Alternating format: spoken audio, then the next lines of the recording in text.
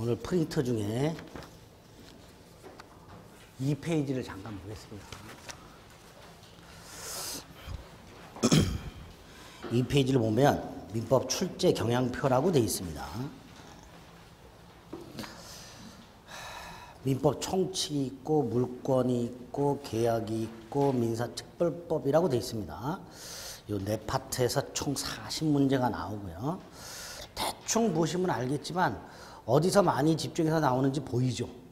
그렇죠? 근데 1회부터 한 20회, 15회까지 나왔던 출제 경향과 15회, 2회 출제 경향이 조금 다릅니다. 두 번째, 25회부터 출제 경향도 약간 달라요. 25회부터 출제 경향도 약간 달라요. 물론 이제 한 20회 이후는 거의 비슷한데 20회 이후도 25회부터 약간 다른데 그 다른 거 전체적으로 말씀을 드릴게요. 일단 우리가 공부해야 될 민법이라는 과목의 전부가 시험 범위가 아니고요. 3파트만 시험 범위입니다. 민법은 총 5파트로 되어 있는데요. 그 중에 총칙이라는 것, 보통 통칭해서 민법 총칙이라고 부르는 부분이 있어요. 이 민법 총칙 중에서 한 3분의 1 정도만 우리 시험 범위입니다. 3분의 1 정도만. 그 다음에 이제 물권편이라고 해서 물건에 대한 권리를 물권이라고 해요. 이 물권에 관한 내용이 또 한 파트가 있고요.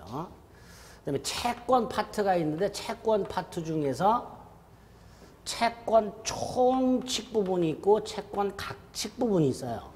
이 채권 각칙 중에는 계약이 있고 그 다음에 불법행위가 있고 부당이득이 있고 뭐 이런 것들이 좀 있습니다. 사무관리 이런 것들인데 그 중에서 계약과 관련해서 계약 총칙 부분과 계약 각칙 부분이 있어요. 요게 우리 시험 범위입니다. 요게 채권 다가 아니고 채권 중에서 일부만 우리 시험 범위가 돼요. 그 다음에 요 민법이 아닌 별도의 단행법들이 있어요. 따로 만들어진 거. 민법이라는 법 속에 넣기가 양이 좀 많아서 따로 만들어 놓은 게 이제 민사특별법이라고 굉장히 많아요. 이 민사특별법들이. 근데 이제 민사특별법 중에서 우리 시험 범위와 관련된 5개 법이 나옵니다. 주택임대차보호법이 있고 상가건물임대차보호법이 있고 그다음에 집합건물의 소유 및 관리에 관한 법률이 나오고 가등기 담보 등에 관한 법률이 나오고 부동산 실권리자 명의 등기에 관한 법률에서 총 5가지 법이 있습니다. 어쨌든 이렇게 총 4파트가 우리 시험 범위예요. 그중에 민법 총칙은 전부가 우리 시험 범위가 아닙니다. 민법 총칙에는 어떤 내용이 들어있냐면 어차피 이 민법이라는 법이 사람과 사람 사이의 권리와 의무에 관한 법이에요. 아까 잠깐 말씀드렸듯이 갑소유주택을 을이 임대를 했는데 그럼 임차인 을은 주택을 빌린 을은 그 주택에 2년간 아무 문제 없이 살 수 있는 권리가 생겨요. 그런데 주인이 기간을 1년으로 정해놨다. 1년이 됐을 때 나가라 한다. 그러면 임차인은 2년을 살 수 있는 권리가 침해되는 거예요. 그렇죠? 이렇게 권리가 의무자가 의무를 제대로 이행하지 않아서 권리자의 권리가 침해되는 경우 이런 걸 법적 분쟁, 법적 다툼 이렇게 부르는데 그걸 해결할 목적으로 만들어진 게 민법이에요. 그러다 보니까 민법은 이 권리라는 게 어떤 게 있는가, 권리에 관한 기본적인 게 여기 들어있어요. 권리와 의무. 권리라는 게 어떤 게 있고 권리의 뜻, 권리의 종류, 그 다음에 이 권리의 객체가 있을 거 아닙니까? 예를 들어 물권의 객체는 뭘까요? 물건이 되는 거예요. 채권의 객체는 뭘까요? 사람의 행위예요. 그게 급부라고 해요. 갑이 을에게 1,000만 원을 꿔줬어요. 1,000만 원 채권이 있죠. 갑은 을에게 이렇게 말하죠. 변제기가 되면 1,000만 원을 갚아라. 이럴 때 돈을 빌린 을이 1,000만 원을 갚는 것, 이걸 급부라고 해요. 이게 채권의 목적이에요. 채권의 객체가 되고. 총칙은 이렇게 권리가 어떤 게 있고 권리의 뜻이 뭐고 권리가 어떤 게 있고 권리에 대응되는 의무가 뭐가 있고 이런 걸 쭉 설명을 해놨어요. 그 다음에 이 권리가 어떻게 발생하는가, 권리라는 게 어떻게 내 손에 들어오는가, 그 발생 원인. 그 발생 원인을 쭉 몇 가지를 써놨는데 그 중에 대표적인 게 법률 행위라는 게 있어요.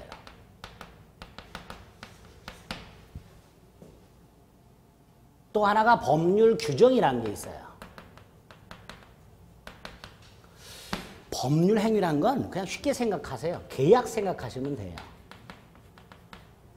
예를 들어서 내가 어떤 아파트 소유권이라는 권리, 소유권이라는 권리를 갖고 싶어요. 그럼 어떻게 하면 돼요? 그 아파트를 갖고 있는 사람하고 매매 계약을 하면 돼요. 그렇죠? 돈 주고 사면 돼요. 그럼 나는 그 아파트 뭐가 생겨요? 소유권이라는 권리가 생겨요. 이런 걸 법률 행위라고 해요. 또 하나는 길을 가다가 자동차에 받쳐요. 그럼 나는 권리가 생겨요. 무슨 권리가 생길까요? 에? 길 가다가 자동차에 받쳤어. 뭐 죽으면 어쩔 수 없지만 안 죽고 살아있어. 그러면 그 자동차를 운전한 사람, 사고를 낸 사람, 가해자에 대해서 권리가 하나 생겨요. 무슨 권리? 손해배상 청구권이라는 권리가 생겨요. 예? 그거 가지고 합의 보는 거잖아요. 예. 그 손해배상 청구권은 내가 그 자동차를 운전한 운전자하고 계약을 통해서 발생한 거는 아니지요. 길 가다가 우연하게 자동차에 받쳤어요. 그런데 민법 750조에 보면 자동차를 운전하다가 사람을 들이받는 걸 불법행위라고 해요. 그 불법행위에 의하여 손해배상 청구권이 생긴다라고 규정이 되어 있어요. 그러니까 당사자가 다투게 되는 원인인 권리와 의무가 크게 두 가지 방법에서 생기는 거예요. 누군가와 계약을 통해서 발생하는 경우가 하나 있고 또 하나가 그 사람하고 계약을 한 적은 없어. 근데 우연하게도 어떤 일이 생겼고 그 일의 법이 딱 정해져 있어. 그래서 얘가 권리가 생겨. 이렇게 계약을 통해서 권리가 생기는 게 있고 법률 규정을 통해서 권리가 생기는 게 있어요. 이걸 이제 여러분들이 1년간 보게 됩니다. 권리 발생 원인 2개. 법률 행위와 법률 규정. 이걸 보게 돼요. 그 중에 법률 행위와 관련된 내용이 민법 총칙에 들어있고요. 이 법률 행위와 관련된 걸 공부하는 게 민법 총칙입니다. 여러분들이 공부하는 게. 민법 총칙의 내용 중에서 권리가 어떤 거고 권리가 뭐가 있고 의무가 뭐가 있고 그게 어떻게 발생하고 그 발생 원인 중에서 법률 행위. 요것만 우리 시험 범위야. 여기서 10문제가 나와요. 근데 요게 제일 어려워요. 여기가 추상적이에요. 내용이 굉장히. 벌써 법률 행위라는 말 자체가 어렵잖아요. 그렇죠? 근데 이게 10문제가 나오는데 내용이 굉장히 어려워요. 내용이 굉장히 어려워요. 내용 난이도 최상의 민법 총칙이에요. 내용 난이도. 근데 문제 난이도 중. 공부할 때는 굉장히 어려운데 문제는 쉽게 나와요. 문제가 쉽게 나오니까 공부도 쉽게 하면 되지 않냐? 안 돼요. 공부는 어렵게 해야 돼요. 그래야 쉽게 나오는 문제를 쉽게 풀 수 있어요. 제가 봤을 때 쉬운 거지 여러분들이 봤을 때는 쉬운 게 아니에요. 제가 난이도를 파악했을 때 쉽게 나온다고 파악을 하는 거지 여러분들 입장에서는 다른 거하고 똑같아요. 어려워요. 그러니까 공부를 빡세게 하시고 대신 문제는 쉽게 나오니까 적어도 이 중에서 8문제는 맞춰주셔야 돼요. 민법 총칙은. 민법 총칙이 내용이 어렵다고 굉장히 소홀히 하시는 분들이 많은데 8문제 맞춰주셔야 돼요. 10문제 중에서. 열심히 하셔야 돼요. 두 번째로 지금 법률 행위라는 것이 그냥 아주 구체적으로 말하면 권리가 발생하는 원인이라고 했어요. 그렇죠? 그럼 예를 들어서 계약을 통해서 내가 권리라는 걸 손에 넣었다. 이 권리가 크게 2개가 있어요. 물권과 채권. 아까 돈 주고 아파트를 샀다 그랬죠. 그럼 그 아파트에 대한 소유권이라는 권리가 생겨요. 그게 물권이에요. 이 물권이에요. 아파트라는 물건에 대한 권리. 반면에 자동차에 받쳤어요. 그럼 운전한 사람한테 뭐를 할 수 있다고요? 손해배상 청구권. 운전한 사람한테 뭐라 그래요? 손해를 배상해라. 그럼 운전 사람이 손해를 배상해야 되겠죠. 그 배상하는 행위. 요게 목적인 권리를 채권이라고 그랬죠. 사람의 행위를 목적으로 하는 권리를 채권이라고 그랬어요. 그러니까 민법 총칙에서 말하는 권리의 발생 원인인 법률행위와 법률 규정이라는 걸 통해서 권리가 생기는데 대표적인 게 2개가 있다. 물권하고 채권. 요 물권이 14문제가 나와요. 물권에서. 보통 14문제가 나와요. 딱 정해져 있어요, 거의. 그런데 이 물권법은요, 내용상, 문제상, 내용도 상, 문제도 상, 길이까지 할까? 길이? 지문 길이. 길어. 지문도 길어. 문제도 길어. 그래서 공부는 하되 반만 맞자. 아예 처음부터. 포기해야 될 것도 나와요. 물권에서는. 깔끔하게 포기해야 될 것도 나와요. 괜히 그것까지 여러분들이 파악하려고 하면은 여러분들 몸하고 정신만 안드로메다로 갑니다. 그럴 필요가 없어요. 딱 반만 맞겠다. 처음부터 뭐한 번 보세요. 요 물권에 있는 게 물권 총칙과 각칙이 있는데 총칙에서 4문제, 보통 각칙에서 10문제. 이건 좀 변동이 심해요. 총칙에서 꼴랑 한 문제만 나오는 경우도 있고요. 각칙에서 13문제가 나오는 경우도 있어요. 총칙에서만 6문제가 나오는 경우도 있어요. 각칙에서 8문제가 나오고. 근데 보통은 이렇게 되어 있는데 4문제가 됐든 10문제가 됐든 반만 맞을 생각하셔야 돼요. 특히 각칙으로 가면요.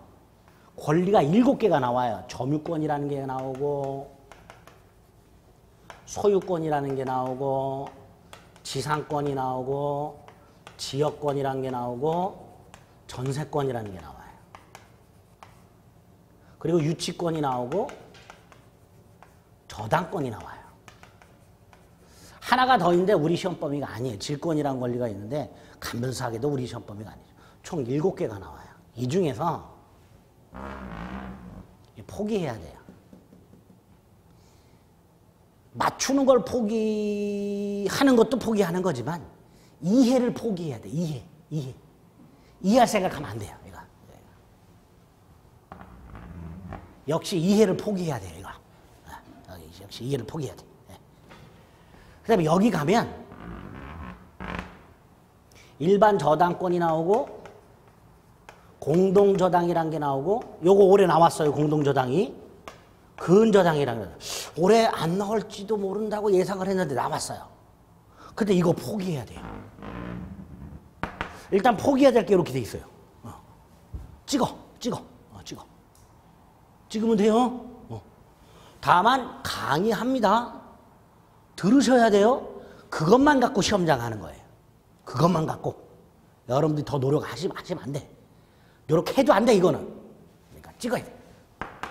특히 이 부분들이 아주 어려워요. 나머지는 공부를 하시되 이런 것들은 제가 설명드리는 것만 그냥 멍하니 들으셔도 돼요. 맞출 생각하지 마세요. 물권법은 한 반만 맞겠다 이렇게 접근하셔야 됩니다. 구체적으로 어디를 포기하고 어디를 조금 열심히 해야 돼 그건 따로 말씀을 드릴게요. 강의하면서. 이렇게 돼요. 채권 중에서 총칙 싹 빠지고 각칙도 다 빠지고 요것만 우리 시험법인데 여기서 10문제가 나와요. 총론에서 보통 5문제, 강론에서 보통 5문제가 나와요. 6, 4 이렇게 나오기도 해요. 근데 보통 합쳐서 10문제. 여기서도 8문제 맞추셔야 돼요. 요거는 이상하게 계약법을 어려워하시는 분들이 많은데 이거 쉬워요. 내용이 중이에요. 난이도도 중으로 나와요. 전력을 다하셔야 돼요. 계약법은. 특히 나오는 게 딱 정해져 있어요. 여기는. 딱 정해져 있어요. 테마가. 그것만 티절하면 8개 이상도 맞춰요. 여기 강론에 가면 계약 강론에 계약이 14개가 있어요. 우리 민법에. 그 중에서 매매, 교환, 임대차, 매매계약, 교환계약, 임대차 계약 요 3가지만 우리 시험법이에요. 그 중에서 요거 2문제 내지 3문제, 요거 2문제 내지 3문제가 나와요. 교환계약은 거의 안 나온다고 보시면 돼요. 개념만 보시면 돼요. 근데 어쨌든 요렇게 나오는데 그 중에서 8문제 맞춰주셔야 돼요. 민사특별법에서 6문제 정도가 나옵니다. 6문제 정도가 나오는데 이 민사특별법은 민법에 있는 내용의 특별한 법들이라 그랬어요. 그 중에 요 주택임대차업법하고 상가건물임대차업법은 요 임대차의 특별법이에요. 가등기 담보등에 관한 법률은 저당권의 특별법이에요. 저당권의 특별법입니다. 집합 건물의 소유 및 관리에 관한 법률, 아파트 관리 법률이에요. 부동산 실권리자 명의 등기에 관한 법률은요, 소유권의 특별법이에요. 소유권에. 그러니까 이 나머지 민사특별법들은 민법에 있는 기본적인 내용이 숙지가 된 상태에서 봐야지, 민법 내용이 제대로 숙지가 안 된 상태에서 특별법 보면 죽도 밥도 안 돼요. 섞여가지고 머리에. 섞여가지고 죽도 밥도 안 돼요. 이때 이 민사특별법 중에서도 최대 3문제만 맞출 생각합니다. 근데 3문제만 맞출 생각을 하는데 이 중에서 집중해야 될 게 2개는 있어요. 주택임대차보호법하고 상가건물 임대차보호법은 열심히 하셔야 돼요. 이거는 여러분들이 나중에 실무하실 때도 굉장히 많이 써먹는 법이에요. 근데 열심히 안 하셔서 지금 실무하면서도 저런 거 중개하시면서 문제 생기면 저한테 연락하시는 중개사분들이 아직도 많아요. 제대로 모르고. 그건 먼저 나중 문제고, 어쨌든 요 2개는 열심히 하죠. 요거 2개에서 2문제 내지 3문제 나오는데 요건 맞춰주셔야 돼요. 나머지 찍어요. 이것도 포기해야 돼요. 열심히 할 생각하시면 안 돼요. 그래서 일단은 처음부터 아예 설렁설렁 해야 되겠다라고 제끼는 거, 가장 대표적인 게 점유권 제껴, 지역권 제껴, 저당권 중 공동저당 제껴. 교환, 보나 마나 필요 없고. 그리고 3가지. 파랗게 되어 있는 부분들. 특히 민사특별법은요, 내용도 상이고 문제도 상으로 나와요. 역시 지문도 길어. 열심히 하시면 안 돼요. 총 4파트 중에서 2파트는 열심히, 2파트는 설렁설렁. 이렇게 일단 생각을 하시되 설렁설렁 해야 되는 부분 중에서도 더 제껴야 되는 부분들, 이런 것들을 몇 가지 체크를 해놨어요. 제가 강약을 두고 공부를 하셔야지. 물론 수석을 목표로 하시는 분들은 다 하셔야 돼요. 수석. 우리 학원에서도 수석이 한번 나오시면 좋은데, 옛날에는 수석을 발표했었는데 요새는 수석을 발표를 안 해요. 하도 학원에서 광고. 한 분이 여러 학원에 수석 합격자로 나온 경우도 있어요. 몇 년 전에는 한 분이 수석을 하셨는데 A 학원에서도 우리 학원 출신, B 학원에서도 우리 학원 출신, C 인강업체에서도 우리 업체 출신 이렇게 나와요. 그분이 3군데 다 등록하신 거예요. 그러니까 A 학원 다니다 떨어졌으니까 그 다음에 B 학원 다녀요. 그리고 떨어지니까 인터넷 강의 들으신 거예요. 3년 만에부터. 그래서 수석했어. 그러니까 새 업체에 다 우리 학원 출신으로 나온 거예요. 하도 그렇게 광고하니까 요새는 수석 합격자를 발표를 안 해요. 발표를 안 하는데. 아름아름 다 알죠. 근데 저는 수석을 원하지 않습니다. 실이 내려야 돼요. 우리 몇 점만? 65점. 그래서 맞춰야 될 점수, 요 개수를 싹 합치면 딱 65개가 돼요. 65점이 돼요. 딱 65점이에요. 저렇게 맞고 합격하시는 거예요. 그래서 출제 경향표 대충 한번 눈으로 훑으시고 그중에서 어디에 중점을 줘야 될 것인가 그거 확인하시면 돼요. 그 다음에 이제 민법 중요 부분 가이드라고 되어 있는데 이건 이제 앞으로 강의를 하면서 순차적으로 말씀을 드릴 거예요. 이런 것들은 여러분들이 책상에 딱 붙여놨다가 어디에 중점을 두고 예를 들어서 학원을 빠져야 될 부득이한 사정이 생겼어. 근데 오늘 중요 부분을 해. 근데 소유권을 해. 그러면 오늘은 와야지. 이렇게 생각하는 거예요. 근데 지역권을 해. 그럼 오늘 안 가도 되겠지. 그럼 안 되지만 혹시라도 부득이한 사유가 있을 때 중요 부분 하는 경우에는 부득이한 사유가 있어도 빠지면 안 되고 이렇게 강약을 조절해서 공부를 해주셔야 됩니다. 자, 아까도 말씀드렸지만 절대로 그 커리큘럼에서 누락이 되시면 안 돼요.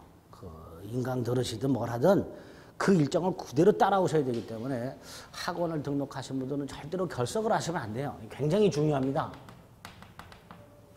근데 살다 보면 부득이하게 결석을 하는 경우가 있죠. 그렇죠? 정말로 부득이해야 돼요. 2가지예요. 본인 사망과 본인 결혼. 그거 외에는 학원을 결석하시면 안 돼요. 학원을 결석할 수 있는 부득이한 사유는 딱 2개. 나머지 교통사고 당해서 다리를 부러졌어. 와야 돼요. 깁스하고. 와야 돼요. 결석하시면. 하여튼 이렇게 중요 부분은 이렇게 돼 있다. 전체적으로 일단 말씀을 드렸습니다. 자, 그 다음에 우리 입문서를 좀 볼게요. 개론하고 민법이 같이 들어있어요. 그렇지요? 그 중에 민법이 134페이지부터 되어 있습니다. 그 앞에 보면요. 이렇게 되어 있죠. 그렇죠? 130 몇 페이지?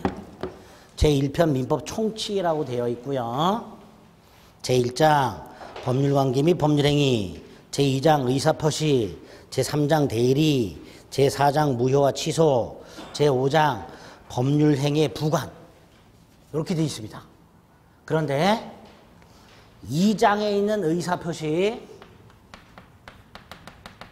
3장에 있는 대리, 4장의 무효와 취소, 5장의 부관 전부 다 앞에 법률행위의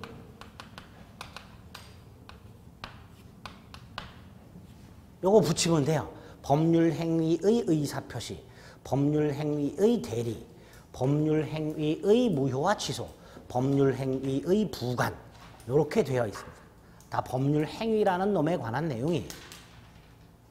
아까도 말씀드렸듯이 민법 총칙은 권리와 의무를 발생시키는 원인 2개 중에서 뭐에 관한 내용이다? 법률 행위와 관련된 내용이다. 그래서 여기 나오는 거예요. 이렇게. 자, 그러면 당연히 법률 행위가 뭐고 그 뜻부터 알아야 되고 법률행위 의사표시가 뭐고 대리가 뭐고 무효와 취소가 뭐고 부관이 뭔지를 알아야 되죠. 이걸 먼저 알아야 그 내용을 파악할 수 있게 됩니다. 근데 하기 전에 한 장을 넘기면 법률관계와 법률행위라고 해서 법률행위라는 개념이 나오는 과정이 쭉 써 있어요. 민법에서 제일 중요한 법률행위라는 개념이 나오는 과정이 쭉 써 있습니다. 먼저 민법이란 게 뭐냐 알아야 되죠. 아까도 말씀드렸듯이 평등한 개인과 개인 간의 법률관계를 규율하는 법규범을 말한다 이렇게 되어 있습니다. 사람과 사람이 살아나가면서 일정한 관계를 맺고 살아나가는데 그 관계가 평등한 관계가 있고 불평등 관계가 있어요. 평등 관계는 개인과 개인 간의 관계라 하고 이걸 사법관계라고 해요. 불평등 관계는 개인과 국가기관 또는 국가기관 간의 관계를 말해요. 이걸 공법관계라고 합니다. 사법관계와 공법관계가 있는데 그 중에 사법관계만을 규율하는 게 민법이에요. 사법관계, 평등한 개인과 개인 간의 매매가 있었다, 임대차를 했다, 돈을 빌렸다. 돈을 빌리는 걸 소비대차라고 합니다. 돈을 빌리는 걸. 그런데 그런 관계가 깨졌다. 아까도 말씀드렸듯이 의무자가 의무를 이행하지 않아서 돈을 빌려간 사람이 제때 돈을 갚지 않아서 권리자의 권리가 침해가 됐다. 그런 걸 규율할 목적으로 만들어진 게 민법이에요. 그게 첫 번째 나와 있죠. 민법의 뜻. 그래서 밑에 동그라미 1번, 2번 읽으시면 제가 말씀드렸던 내용이 쭉 나와 있어요. 근데 반가로 2번. 이런 개인과 개인 간의 사법관계에서 분쟁은 왜 생기는가? 이것도 말씀드렸어요. 계약 등을 통해서 권리와 의무가 생겼는데 의무자가 의무를 제대로 이행하지 않아서 권리자의 권리가 침해됨으로써 분쟁이 생겨요. 그게 반가로 2번에 있는 내용이에요. 그러면 3번 역으로 가서 이런 권리와 의무는 어떻게 발생하는가? 아까 말씀드렸죠? 두 가지 계약을 통해서 발생하는 경우가 있고 법률 규정을 통해서 발생하는 경우가 있다. 그렇게 되어 있어요. 그래서 반가로 4번의 결론이 나와 있어요. 민법은 개인과 개인 간의 권리 의무 관계가 어떠한 원인에 의해서 발생하며 그에 따라서 발생하는 권리 의무의 구체적인 내용이 무엇인지를 규정함으로써 당사자 사이에 발생한 권리와 의무에 관한 분쟁을 합리적으로 해결하는 것을 목적으로 만들어진 게 민법이다. 이렇게 됩니다. 이때 이 발생하는 원인 두 가지가 있다 했는데요. 이 발생 원인을 학자들이 이름을 붙여놨어요. 법률 요건이라고. 권리와 의무가 발생하는 원인. 그걸 뭐라 부른다? 법률 요건. 이게 학자들이 만들어 놓은 법률 용어예요. 그래서 오늘 여러분들 벌써 법률 행위라는 용어와 법률 요건이라는 용어, 이걸 머릿속에 넣은 거예요. 법률 행위는 권리와 의무를 발생시키는 계약 같은 인간의 행위. 그걸 포함하여 법률 규정까지 포함해서 권리 의무를 발생시키는 원인을 통칭해서 뭐라 한다? 법률 요건. 이렇게 되죠. 그 다음에 이런 걸 통해서 아까 권리가 생긴다 그랬어요. 매매를 통해서 아파트를 샀어. 그럼 소유권이 생긴다 그랬어요. 그렇죠? 또 돈을 빌려줘요. 채권이 생겨요. 자동차에 바쳐요. 손해배상 청구권이 생겨요. 이게 권리잖아요. 그렇죠? 이런 법률 요건을 통해서 어떤 권리가 생기는가? 어떤 권리? 그 권리의 내용이 뭔가? 이게 법률 효과예요.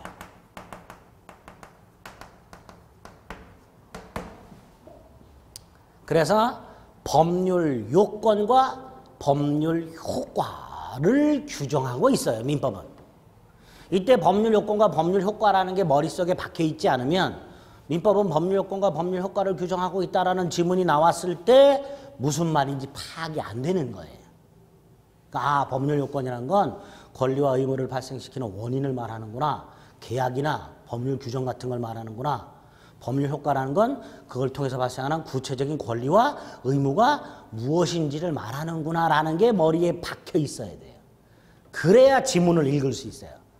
실제 출제되는 지문은 개인과 개인 간의 계약이나 법률 규정을 통해서 소유권이나 손해배상 청구권이나 이런 권리가 생긴다 이렇게 안 돼 있고요. 법률 요건을 통해서 법률 효과가 생긴다라는 식으로 출제가 돼요. 지문이. 그러니까 그 지문을 파악하기 위해서는 이런 용어가 익숙해져야 되는 거예요. 그렇죠? 그럼 다시 한번 보겠습니다. 반가로 4번. 민법은 개인과 개인 사이의 권리 의무가 어떠한 원인, 즉 법률 요건에 의해서 발생하며 이에 따라서 발생하는 권리 의무의 구체적인 내용, 즉 법률 효과가 무엇인지를 규정함으로써 그 분쟁을 해결하는 것을 목적으로 한다. 이렇게 되어 있습니다. 그래서 딱 이 페이지에서 여러분들이 기억하실 게 법률 요건의 뜻과 법률 효과의 뜻, 그리고 법률 요건 중에서 법률 행위가 뭘까? 요것만 염두에 두시면 돼요. 그럼 끝.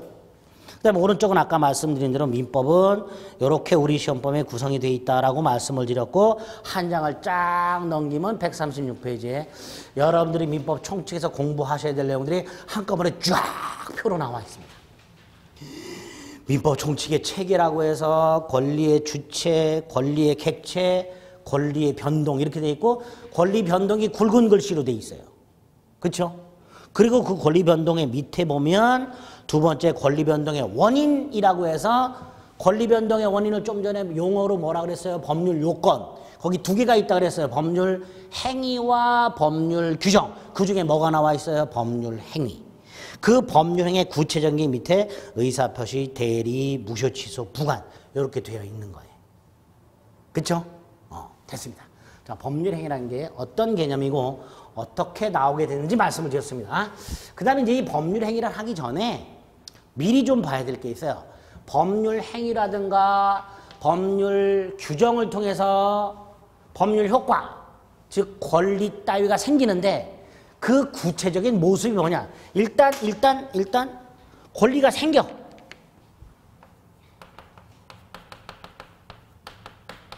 그래서 누군가가 권리를 취득해요. 예를 들어서 아까 길을 가다가 자동차에 받쳤어. 또는 매매를 통해서 소유권이 생겼어. 그럼 누군가가 손해배상 청구권이나 소유권이 생겨서 그걸 취득하게 될 거예요. 그렇죠? 네? 이렇게 될 거예요. 그런데 이게 천년만년 유지되진 않을 거예요. 예를 들어서 손해배상 청구권이 1,000만 원이야. 근데 상대방 가해자가 돈이 없다고 500만 원만 먼저 줬어. 받았어요. 그럼 500만 원 남았죠? 그럼 처음에 발생한 건 1,000만 원짜리 권리였는데 중간에 미리 500만 원을 받음으로써 1,000만 원짜리 권리가 얼마로 줄어들었어요? 500만 원으로 줄어들죠. 이걸 권리의 변경이라고 해요.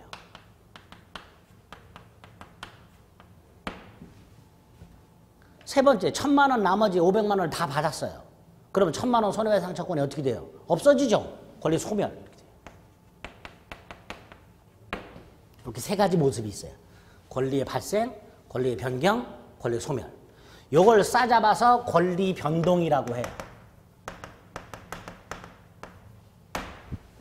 아까 법률 행위나 법률 규정을 통해서 권리와 의무가 발생을 한다 그랬고요. 어떤 권리와 의무가 발생하고 그 구체적인 모습을 법률 효과라고 그랬죠. 그럼 요걸 이렇게 말할 수 있어요. 법률 요건 중에 법률 행위가 있고 또 있죠. 법률 규정도 있고요. 그걸 통해서 발생하는 법률 효과. 그게 뭐다? 권리 변동. 이렇게 매칭시킬 수 있어요. 그래서 결국 민법 총칙은 민법 전반에 걸친 법률 요건 중 중요한 법률 행위와 그에 따른 법률 효과가 구체적으로 무엇인지를 규정하고 있다라고 생각하시면 돼요. 그래서 이걸 하기 전에 요런 게 뭐가 있을까를 설명해 놓은 게 거기에 있는 법률관계 변동이에요.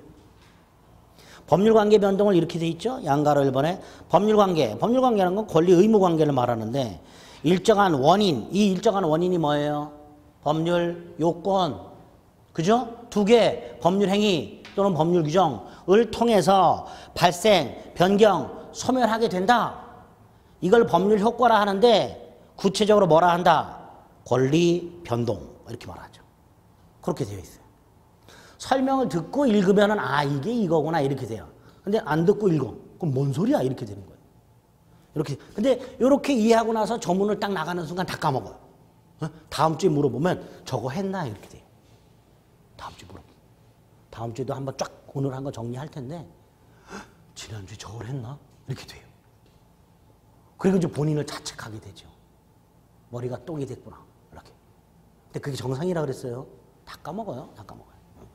어쨌든 법률 행위를 가기 전에 권리 변동이라는 게 있고 그게 무엇인지 구체적으로 보자. 그래서 밑에 보면 양가로 이번에 법률 관계 즉 권리 의무 관계 변동의 구체적 모습이라고 해서 권리의 취득, 변경, 상실 또는 권리의 발생, 변경, 소멸이라고 되어 있어요. 그 구체적인 내용이 밑에 쫙 나와 있는데 이거 뭐 다 머릿속에 넣을 필요 없이 굵직굵직한 거 몇 개만 볼게요.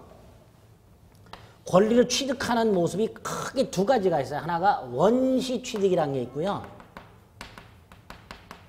하나가 승계 취득이라는 게 있어요.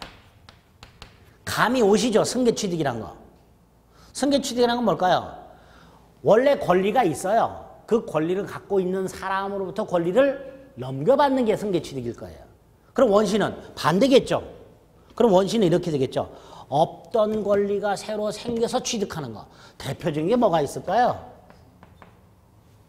건물 신축 생각. 건물을 신축하게 되면 신축한 사람이 뭘 취득해요? 건물 소유권을 취득해요. 근데 그 건물 소유권은 누가 가지고 있던 걸 승계받은 게 아니라 내가 건물을 지음으로써 새로 권리를 취득한 거예요. 이걸 대표적으로 원시 취득의 예로 얘기합니다. 없던 권리가 새로 생기는. 물론 다른 것도 있어요. 근데 기본 개념을 머릿속에 넣으려면 딱 이것만 머릿속에 넣으시면 돼요. 건물 신축 이런 게 원시 취득이다. 특징 이런 거 다 필요 없고 아 이런 게 원시 취득이라고 하는구나. 반면에 승계 취득은 갖고 있던 누군가가 갖고 있던 권리를 넘겨받아요. 넘겨받는데 갑이라는 사람이 A라는 권리를 갖고 있었어요. 그걸 싹 다 받아요. 이걸 이전적 승계라고 해요. 그런데 이전적 승계 말고 설정적 승계 취득이라는 것도 있어요. 좀 어려워요. 갑이 땅을 소유하고 있어요. 그런데 을이라는 사람이 이 땅에다가 갑소유 땅에다가 건물을 지어서 건물을 소유하고 싶어. 을이. 가능할까요? 우리나라에서? 남의 땅에 건물을 지어서 건물 소유하는 거? 가능해요. 가능해요. 물론 무단으로 지으면 안 돼요. 근데 토지 소유자하고 계약을 하면 돼요. 우리나라는 땅하고 건물이 별개의 부동산이에요. 전 세계 딱 두 나라만 그래요. 우리나라가 거기에 들어있어요. 다른 나라들은 땅하고 건물이 하나의 부동산이에요. 근데 우리나라만 별나게 땅과 건물이 별개의 부동산이에요. 땅과 건물이 별개의 부동산이라는 건 소유자가 따로따로 있다라는 거예요. 물론 대부분은 자기 땅에 자기 건물을 갖고 있어요. 그렇죠? 그래서 땅 소유자하고 건물 소유자가 같은 사람이에요, 보통은. 그런데 우리나라에서는 이게 달라질 수도 있어요. 자, 이때 내 땅이 아니라 남의 땅에 건물을 소유하는 방법 몇 가지가 있는데, 일단 무단으로 지어버려, 남의 땅에.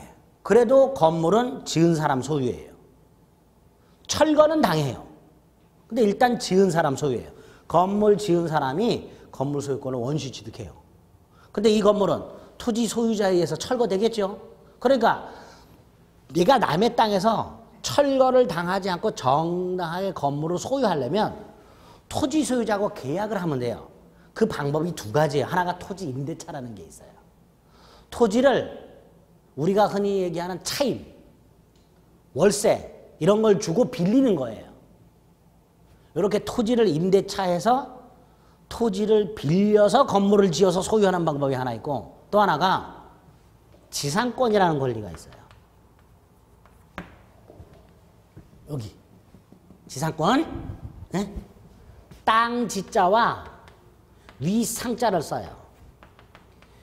우리 민법이 지상권에 대해서 뭐라고 규정을 해놨냐면 279조에서 타인 소유 토지에서 남의 땅에 건물이나 공작물이나 수목을 소유하기 위해 그 남의 땅을 사용할 수 있는 권리 이렇게 해놨어요.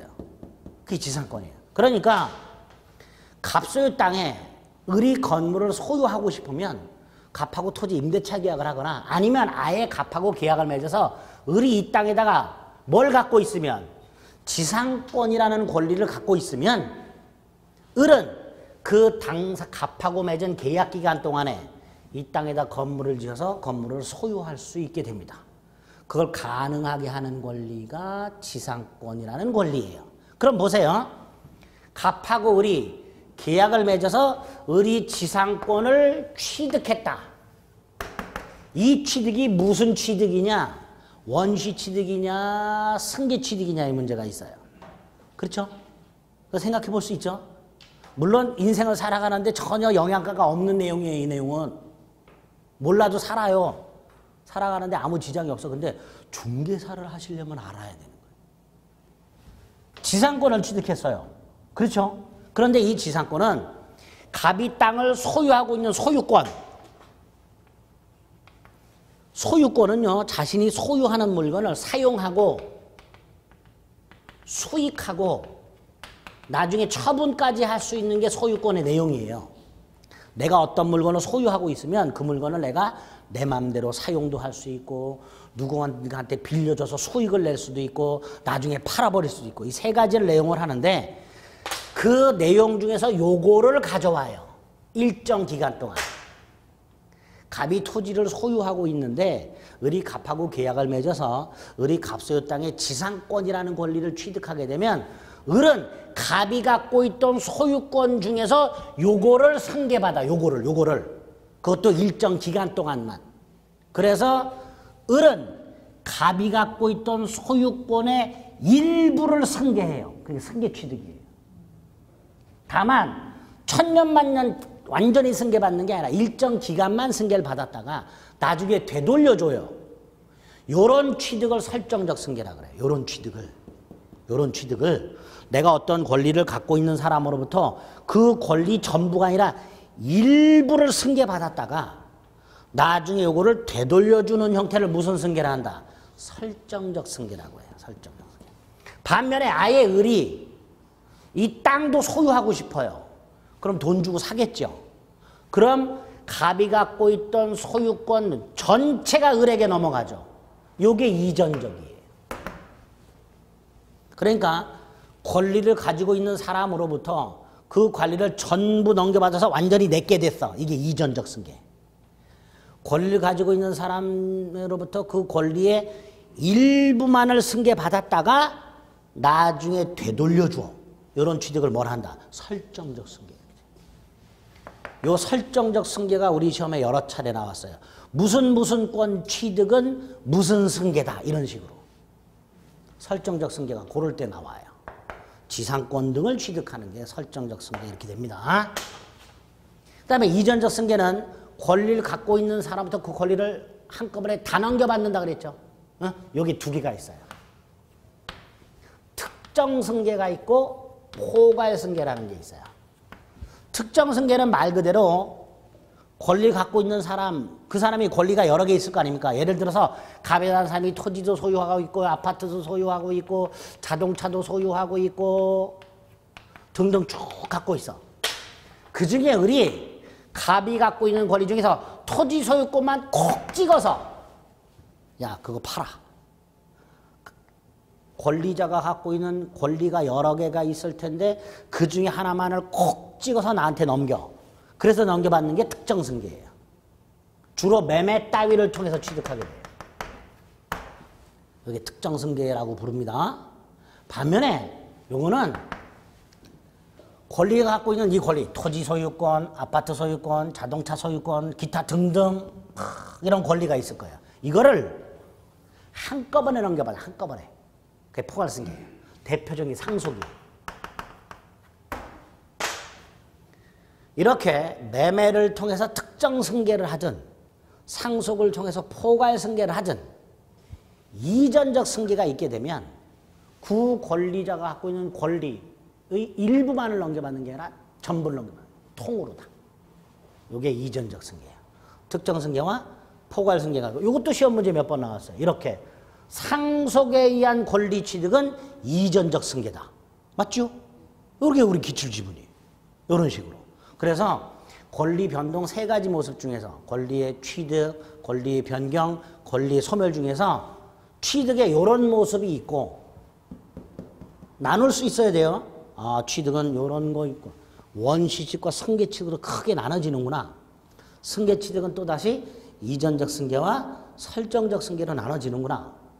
이전적 승계는 다시 특정 승계와 포괄 승계로 나눠지는구나. 이렇게 분류가 일단 돼야 되고 그리고 그 구체적인 의미가 뭔지를 예를 통해서 머릿속에 넣어두셔야 돼요.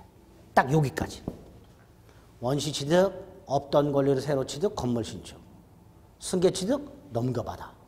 다 넘겨받아, 이전적. 일부만 넘겨받았다가 되돌려줘, 설정적. 다 넘겨받을 때 하나하나 넘겨받아, 특정. 한꺼번에 다 넘겨받아, 포괄. 이렇게. 이런 식으로 머릿속에 딱 넣어두시면 돼요. 여기서도 지문이 많이 나와요. 두 번째 변경 한 장을 넘겨보면 권리의 변경이라고 세 가지가 있어요. 주체의 변경, 내용의 변경, 작용의 변경. 아 머리 아파. 머리 아파. 그냥 듣고 넘어가시는 거예요. 이런 것들은 머리 아픈 거는. 첫날부터 저 자식은 왜 이렇게 하드한 걸 하냐. 하드한 거 아니에요. 그냥 듣고 넘어가시면 돼요. 주체의 변경, 내용의 변경, 작용의 변경 이렇게 되어 있어요. 세 가지. 학자들이 이렇게 나눠놓은 거예요. 요것만 생각해요. 주체. 갑이 을에게 아파트를 팔아요. 그래서 을이 갑에게 돈을 다 주고 아파트 소유권을 취득해요. 그러면 아파트 소유권자가 갑에서 뭘로 바뀌었어요? 을로. 그게 주체 변경이에요. 즉 권리의 주체 변경은 이전적 승계의 또 다른 모습이에요. 권리자가 바뀌는 걸 주체 변경이라고 해요. 권리자가 바뀌는 걸. 권리의 변경이 세 가지가 있는데 내용의 변경이나 작용의 변경은 좀 어려워요. 어려우니까 지금 먼저 머릿속에 이해할 생각하지 마시고 쉬운 것부터. 권리의 변경 중에서 제일 쉬운 거 주체 변경. 주체 변경은 뭘 말한다? 권리가 이전적으로 승계됨으로써 권리자가 바뀌는 걸 말한다. 그걸 뭐라 한다? 주체 변경. 요거 하나만 생각하시면 돼요. 변경. 나머지는 쳐다도 보지 마세요. 혹시 집에 가서 복습하시다고 또 읽고 그러면 안 되고. 제발 책 읽지 마세요. 자꾸 읽으시는 분들 계시는데 읽지 마. 제가 말도 안 하고 자꾸 읽어. 다음 주에 제가 이렇게 말했는데도 오시는 분들이 있어요. 저한테 와갖고. 작용의 변경을 딱 펼치면서 여기 물상대에 이게 무슨 말인가요? 내용의 변경에서 물상대에 아무리 읽어도 이해가 안 되는데 이게 무슨 말인가요? 물어보는 분들이 계셔. 혼나요 저한테. 하지도 않은 거 물어보시면. 에? 넘어가는 거예요 이런 것들. 주체만 딱, 주체 변경만 보라 그랬지. 이러고 넘어가시는 거예요. 세 번째가 소멸이에요. 두 가지가 있죠. 절대적 소멸과 상대적 소멸이라고 돼 있죠. 네. 먼저 상대적 소멸 볼게요. 권리가 소멸한다는 건 권리가 없어졌다는 건데 여기 한번 보세요. 갑이 아파트를 팔아서 을이 소유권을 취득하면 갑은 요 아파트 팔아버린 아파트 소유권이 소멸했죠. 그게 상대적 소멸이에요. 권리를 갖고 있던 사람이 다른 사람에게 권리를 이전해 줌으로써 내가 갖고 있던 권리가 소멸하는 것을 뭐라 한다? 상대적 소멸. 그러니까 이 상대적 소멸도 이렇게 연결됩니다. 권리의 취득 중에서 승계 취득 중에서 이전적 승계가 변경으로 가면 주체의 변경으로, 소멸로 가면 상대적 소멸로. 그렇죠? 을은 이렇게 말하는 거예요. 을은 매매를 통해서 갑으로부터 아파트 소유권을 이전적으로 승계받았다. 그래서 권리자가 갑에서 을로 바뀌었고 갑은 권리가 상대적으로 소멸하였다. 이렇게 말을 하는 거예요. 네? 여기까지 이해되죠? 네, 헷갈려요. 괜찮아요. 괜찮아요. 그래, 그게 소멸이에요. 그렇게 생각하시지 말라니까. 이런 게 있구나. 연결시켜 생각하시면 돼요. 하다 보면요, 황당한 것도 많이 나와요. 네. 여러분들이 기본적으로 생각하고 있는 거하고 전혀 다른 것도 많이 나와요. 이거 들어보셨죠? 전세권. 그쵸? 그거 아니에요. 요거 여러분들이 알고 있는 그거 아니에요. 아파트 전세 생각하시죠? 그거 아니에요, 이거. 아니에요. 많이 달라요. 많이 달라요. 근데 어쨌든 상대 소멸이 오는 걸 말해요. 절대 소멸은 지금 말씀입니다. 건물 철거. 건물이 철거됐어요. 그럼 그 건물에 대한 소유권은 더 이상 지구상에 존재하지 않아요. 이런 게 절대 소멸이에요. 권리라는 것 자체가 더 이상 존재하지 않고 소멸해버리는 걸 절대적 소멸이라고 해요. 권리는 살아있는데 나한테서 없어지는 게 뭐다? 상대적 소멸. 그래서 정리하면 민법 네 덩어리 중에서 우리는 민법 총칙을 먼저 시작을 하는데 민법 총칙이 어려워요. 어려운데 왜 어렵냐면 이런 추상적인 용어들이 많이 나와요. 자, 민법 총칙 중에 대부분의 내용이 법률 행위다. 법률 행위는 계약이라고 생각을 하자. 근데 이 법률 행위를 통해서 권리가 변동된다.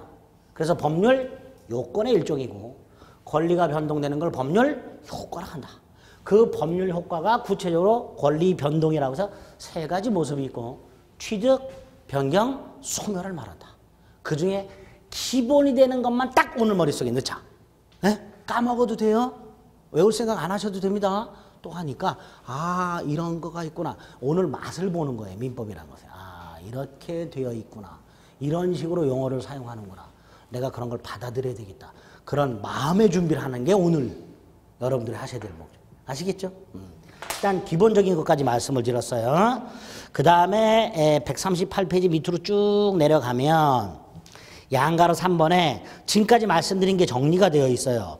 법률 138페이지 밑에서 5번째 줄 법률관계 변동의 원인 및 과정이라고 해서 반가로 1번 변동의 원인 다른 말로 뭐 법률 요건 거기에 두 개가 있다. 법률 행위와 법률 규정 두 가지가 있다. 정리가 됐죠? 그래서 오른쪽을 보게 되면 권리 변동은 일정한 사실이 모여서 이건 말씀 안 드린 거예요. 일정한 사실이 모여서 그 다음에 법률 요건 따위를 충족시키면 그에 따라서 법률 효과가 발생하는 과정을 거치게 된다. 이렇게 되어 있어요. 그게 오늘 여러분들이 머릿속에 딱 넣어둬야 될 기본적인 정리. 됐죠? 그리고 밑에 권리관계의 변동이라고 해서 다시 의, 반가로 1, 반가로 2, 반가로 3번이 있는데 요게 지금까지 말씀드렸던 내용 중에 3분의 2가 들어있어요. 그 중에 안 한 게 법률 사실이란 걸 하나 안 했어요. 요거는 지금 하면 안 돼요. 지금 하면 환불해서 가세요. 요걸 지금 하면 이거는 나하고 안 맞아서 환불들을 많이 하세요. 요거 지금 하면 요건 할 필요가 없고 지금 싹 넘겨요. 싹 넘기면 맨 밑에 양가로 3번 법률 요건이 나왔어요. 요거 이제 우리가 해야 되는 거예요. 법률 요건 다시 한번 법률 관계를 변동시키는 원인을 말한다. 유형이 두 개가 있다. 법률 행위와 법률 규정. 그렇죠? 딱 요것만 오늘 머릿속에 드는 정리. 그리고 오른쪽 딱 보면 법률행위가 나와요. 요거 본격적으로 보면 돼요. 보기 전에 잠시 쉬었다가 보겠습니다. 여기는.